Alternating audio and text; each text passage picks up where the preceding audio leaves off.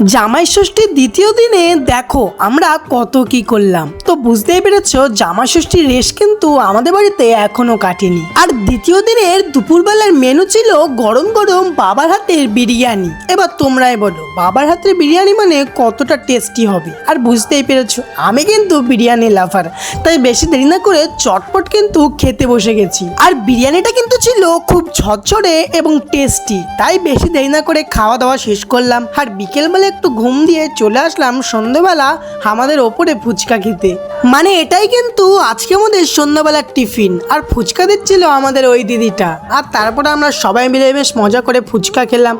আর শেষে কিন্তু একটু নাচও হয়েছিল।